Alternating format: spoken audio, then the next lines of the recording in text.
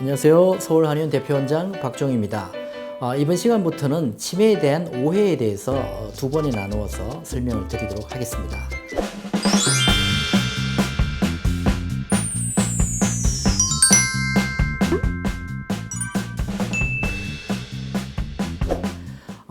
치매에 대한 오해가 상당히 많은데요. 그 첫 번째는 노인이 되면 누구나 치매에 걸린다 라고 생각하시는 분들이 많습니다. 하지만 이거는 오해입니다. 치매는 나이가 들어서 생기는 자연스러운 결과가 아닌 질병입니다. 그래서 모든 노인이 치매에 걸리지는 않습니다.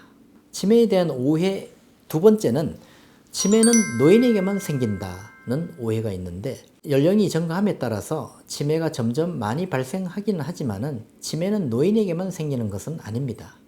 1000명에 1명꼴로 65세 이하에서도 치매가 발생할 수 있고, 이런 경우 주로 40에서 50대에 발생합니다.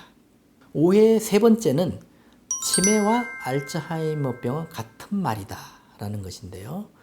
알츠하이머병은 치매를 일으키는 가장 대표적인 원인 질환들 중에 하나입니다.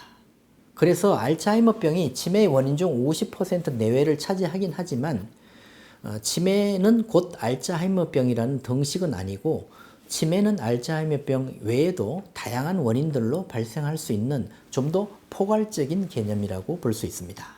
치매에 대한 오해 네 번째는 치매 환자는 위험하다는 오해인데요. 중고도 단계의 치매 환자들은 한두 가지 이상 행동을 보이고, 일부 치매 환자들은 쉽게 흥분하고 공격적인 언사를 보이기도 합니다. 때문에 경우에 따라서는 이러한 치매 환자의 행동이 당황스럽게도 느껴질 수 있지만 모든 치매 환자가 다 위험한 것은 아닙니다. 치매에 대한 오해 다섯 번째는 치매 환자는 아무것도 모른다는 오해입니다.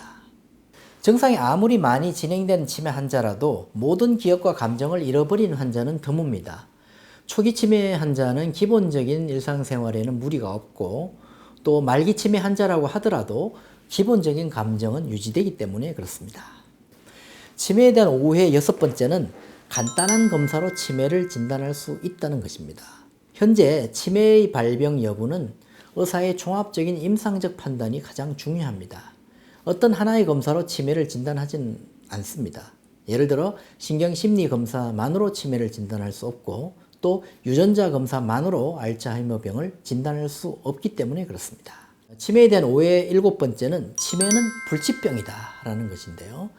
치매의 10%에서 20%는 회복이 가능한 치매로 분류되어 있습니다. 나머지도 조기 발견과 체계적인 관리로 정상의 완화를 기대할 수는 있습니다. 또한 치매 환자의 이상 행동도 조절 가능한 부분이 있기 때문에 모든 치매가 불치병인 것은 아닙니다. 치매에 대한 오해 여덟 번째는 치매 환자는 시설로 가야 한다는 것입니다. 그러나 모든 치매 환자가 시설에 입소하거나 입원할 필요는 없습니다. 치매 환자는 사랑하는 가족의 손길로 돌보는 것이 바람직한데요. 입소 결정은 환자의 안전, 정신 행동 증상의 정도, 일상생활 능력의 저하 정도, 그리고 영양과 가정의 심리적, 육체적 및 경제적 부담을 종합적으로 고려해야 합니다.